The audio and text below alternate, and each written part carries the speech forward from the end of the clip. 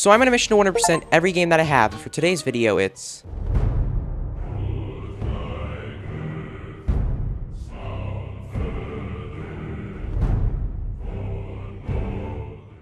If I can't 100% my first 10 games for reaching 1,000 subscribers, I will have to 100% Elden Ring. The game has 37 achievements, with 2 being quite tedious. This includes killing all 51 of Odin's ravens and getting all 332 collectibles in the game. I'm gonna go with give me a balanced experience because honestly I really want to have fun. The game starts out with us chopping down a tree and then attaching it to the boat so we can use it for our mother's ashes. We then give our son Atreus his mother's hunting knife and go on a training exercise to test his skills. On our way through the forest we unintentionally find our first artifact, which is one of many sets scattered throughout the game. Going a little bit more into the forest and we get our first taste of combat in this game. This was my first time playing God of War, so I definitely choked on the easiest enemies. An important thing to note is that you can pick up these green health crystals which increase your health. We then made our way through the gate and game ended a deer that we were chasing. The deer gets stolen by a giant troll and we get our first mini boss battle of the game. The mini boss battle was not super hard, but I did die a few times. But what the hell, boy? This game takes some strategy, so I did need to learn his moveset, and it took me a couple tries to finish this. I definitely get why people like this game, and one of the reasons is because the finishers are brutal. We then tell Atreus that he's not ready to fight these monsters yet and head home. We enter our home, and then a few minutes later, get a knock on the door. We get confronted by a stranger and have the very first boss battle of the game. We get our first achievement in the game, The Journey Begins, from defending our home from the stranger, and starting our journey to deliver our wife's ashes to the highest peak in Midgard. Alright, boom, there we go, The Journey Begins. On our way to the foot of the mountain, we unlock a brand new ability called Spartan's Rage, which grants us invincibility. I then went for the next achievement, Enchanted, which required us to equip an enchantment on our armor. There we go, achievement number 2, Enchanted. I then found my first lore, which also counts to the 332 collectibles. The next achievement we can get is Nice Moves from equipping an attack runic gem. I also came across my first of 34 legendary chests. These legendary chests supply light runic attacks and heavy runic attacks, which can be used to amplify your weapon's power. Alright, there we go, achievement number 3, Nice Moves. I enter an opening in the wall and it's here that we meet the worst enemy in the game, Revenants. These James Charles looking creatures are super annoying because they can do this attack and they can go invisible. A couple minutes later we meet Brock, a skilled dwarven craftsman that can upgrade our weapons and armor throughout the game. It's here that we earn our next achievement, Best Dressed, for crafting an outfit for Atreus. There you go, you little brat. We end up heading a different way and lose Atreus, so we end up running into this weird woman. Apparently her name is Witch of the Woods and she has magical healing powers. After healing her animal and finishing the mission, we get our next achievement, A New Friend. Hey, there we go, a new friend. We then make our way into a brand new area called the Lake of Nine and investigate a statue. We end up reading the statue and it summons a giant sea snake called the Jormungandr. When the snake arose, the sea level decreased and now we can see more of the island. A giant building also appeared, which will be a key component for the rest of the game. As we enter the building, we're met with another shop, and it's here that we earn our next achievement, Dwarven Ingenuity, for upgrading a piece of armor. Alright, finally, Dwarven Ingenuity, it popped so late. We make our way through the back rooms of the building and get to a brand new area called the Foothills. We meet this brand new dwarf called Sindri and he's the brother of Brock. To be honest, Sindri's a pain in the neck, but he can upgrade our weapons and armor. One cool thing about his shop is that you can buy resurrection stones, which speak for themselves when you die in battle. We continue to make our way up the mountain and get jump scared by a new enemy. Just like the ogres, these apes can be easily defeated once you learn their moveset. We then enter the gates and get met with this deadly black mist. The Witch of the Woods appears out of nowhere and tells us that the only way to get past this black mist is to use the light of Elfheim. She leads us back to the bridge and we're gonna have to realign it. We enter the building and then go to a room where we can travel between realms. We can now travel between realms, so I hit the button and we're off to Alfheim. We enter the doors, but then the witch lady gets pulled in by a portal. This leaves only us and Atreus to find the light of Alfheim. I'm not gonna lie, this game just keeps on getting better and better.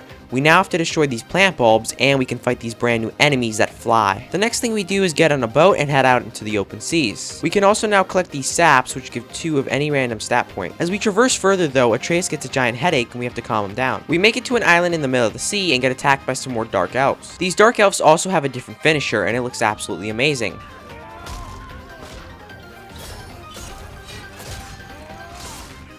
We then brought up this sand bolt and Atreus activates it with his mother's knife. This created a division in the water and opened up a secret path. A king of the dark elves then appears and we'll have to fight him later on. As we progress, we get this really cool cutscene where Atreus is taken away and we have to save him. We end up brawling with the big guy, but we do not fight him yet. After defeating the last dark elf in this area, we come across this stone ancient, which is a mini boss. Just like any boss fight, if you learn the moveset, it's easy to do, but I was having so many faux pas during this boss fight. I end up exploring some more and come across the nest where these guys live. At the center of this nest is the light that we're looking for. Before we get the light though, I just want to say that this is probably the best clip that I've gotten from this game.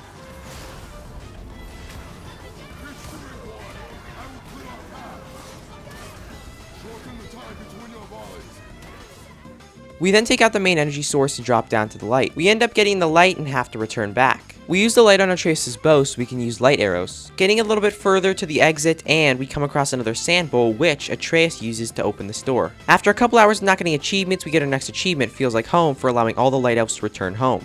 Hey, there we go. Feels like home. I then had to fight 2 more of these revenants at the same time, which was very annoying. I gotta tell you though, these new light arrows stun these James Charles looking creatures, so they're amazing. We then make it to the last sand bowl in the area, but then get attacked by the boss of the Dark Elves. We end up having a really cool boss fight with him and finish him off. After escaping, we then head back to Midgard. Once in Midgard, we find our first Jotnar shrine, of which we will have to collect 11. Once we finally get back up to the Black Mist, we're finally able to dispel it with the Light of Alfheim. Our next achievement doesn't come for a couple hours, but we get Dragon Slayer from defeating the dragon on top of the mountain. This game has so many top tier moments, but I'm not gonna lie, fighting a dragon is awesome. Okay, that was one of the coldest moments in the game. Hey, there we go, Dragon Slayer for defeating the dragon. We then head to the top of the mountain and hear these 2 strangers talking with a tree. We head up to see the tree, and it turns out it's some dude named Mimir that's been trapped by Odin in this tree. Mimir is basically our buddy throughout the rest of the game and in God of War Ragnarok, and he basically tells us that the peak we're looking for in Midgard is not the highest peak in all the realms, but is a realm called Jotunheim. Mimir says that he can help us, but first we have to separate his head from his body and find someone who can reanimate his head. We end up taking his head to the Witch of the Woods, and upon listening to passing conversations, we learn that she's actually a god too, named Freya. We then bring Mimir back to full health, and now he's ready to help us. He says that we need to take him to Tyr's temple in the Lake of Nine, and he'll help us as promised. In order for Mimir to get us to Tyr's temple, he needs to blow into this horn and awaken the Jormungandr. Before we do anything though, we need to get a magic chisel from this brand new area called Thamer's Corpse. But as you guys know, nothing is ever easy, so we end up getting attacked by the 2 sons of Thor, Magni and Modi. It is here that we earned our next achievement, Troubling Consequences, for defeating Magni and Modi. We ended up unaliving Magni, and Modi runs away. Atreus then gets really sick, but he says that he's fine.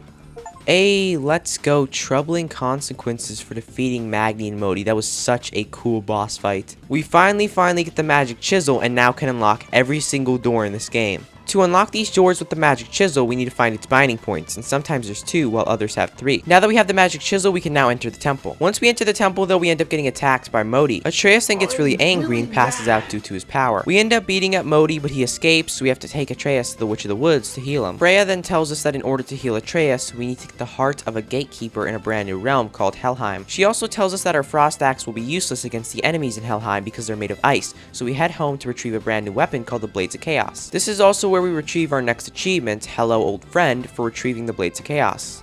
Hey, there we go. Hello old friend for retrieving the Blades of Chaos. I'm not quite sure, but I believe the Blades of Chaos are from the first games. Anyways, I then head to Helheim, and this is probably the coolest map inside this game. We then defeat the gatekeeper and take out his heart, so now we can visit Freya and heal Atreus. We then get our next achievement, Promise Fulfilled, for healing Atreus.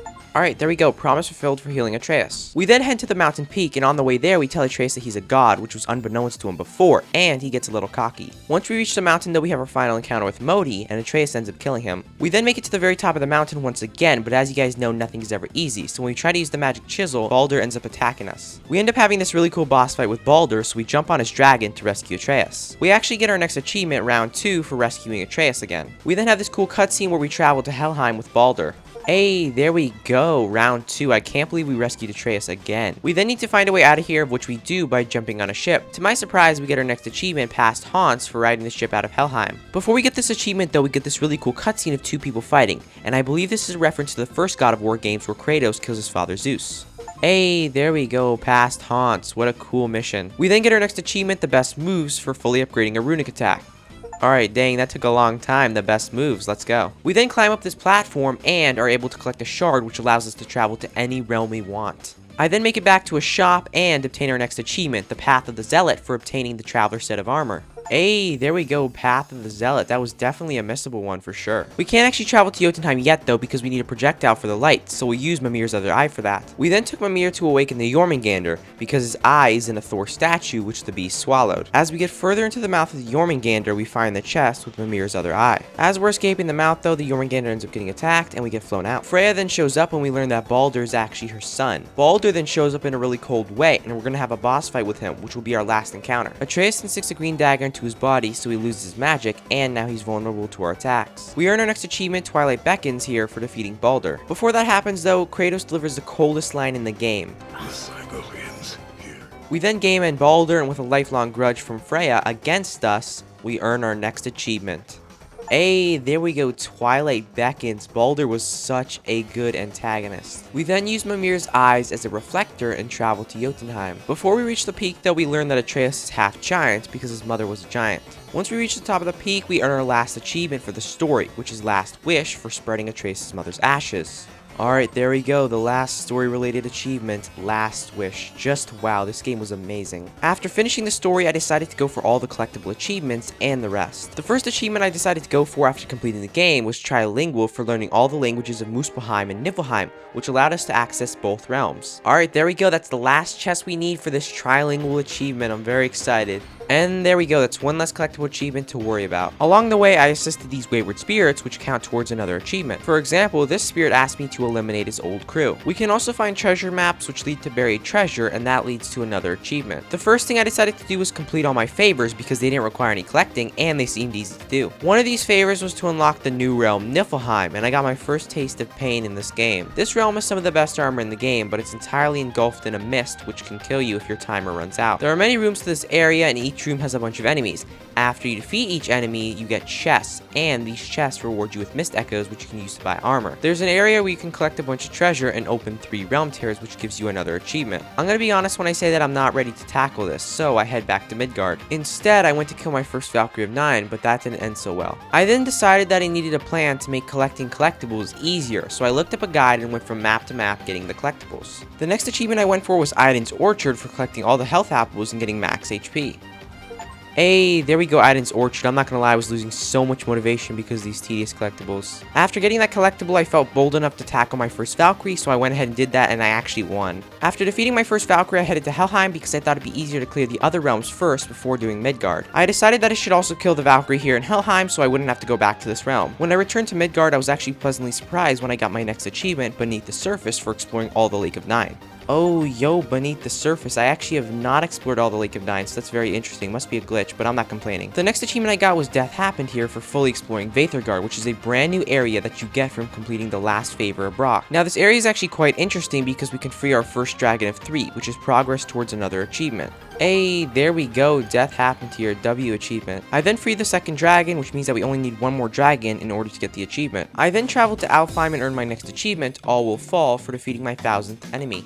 Alright, there we go, All Will Fall. 1000 enemies is actually not as hard as I thought it was. Making my way back to Midgard, and I decided to get the achievement, Like Oil and Water, for completing all the favors of Brock and Sindri. In order to get this achievement though, we end up in a brand new place called Konansgard. This is where things get crazy though, because Konansgard has the 3rd dragon we need for the achievement, Dangerous Skies. Alright, there we go, Dangerous Skies, let's go. And there we go, Like Oil and Water. Brock was such a good side character. I then bought the best cooldown armor in Brock's shop so I could be prepared for the stronger Valkyries. After upgrading my armor, I headed over to the Valkyrie in the mountain because this one was the hardest one for me. Alright, that is 3 out of 8 Valkyries, that is awesome. I then went to the last spirit of the game, and this guy would give us our next achievement, Unfinished Business, for completing all the favors of the spirits, and this guy wanted me to bring down a statue of Thor. And there we go, Unfinished Business. Pretty fun side quest, I'm not gonna lie. I then make my way back to Sindri's first shop and earn my next achievement, Primordial, for buying the ancient set of armor. Alright, there we go, Primordial. That's the 2 armor set achievements done. I then make my way to the 4th Valkyrie and absolutely obliterate it. I defeated the next Valkyrie right after because why not? I then got the last artifact I needed for the achievement, Curator, for finding all the artifacts in the game. And there we go, Curator. That was probably the most tedious achievement. I then found my last Nornir chest needed to get the achievement, Quick Tempered, for upgrading our rage to the max. And finally, Quick Tempered, so now we have max rage and max HP. I then traveled to Muspelheim so I can complete something called the Muspelheim Trials. On our way up to the Muspelheim Trials though, we get our next achievement, The Truth, for discovering all the Jotnar shrines. Yo, there we go, The Truth. The lore in this game is so good, bro. I then made it to my first Muspelheim trial, and basically you have to fight a bunch of enemies and you're given a challenge. After completing a Muspelheim trial, you're rewarded with a bunch of smoldering embers, which you can use to upgrade your Blades of Chaos to the max and earn another achievement. Once I reached the top of the mountain, I was delighted to see another Valkyrie, so I defeated it. After defeating the Valkyrie, there was a final Muspelheim trial, which required me to beat 3 more Muspelheim trials on the hardest difficulty, Impossible. After defeating the last trial, we get our next achievement, Fire and Brimstone, for defeating all the Muspelheim trials.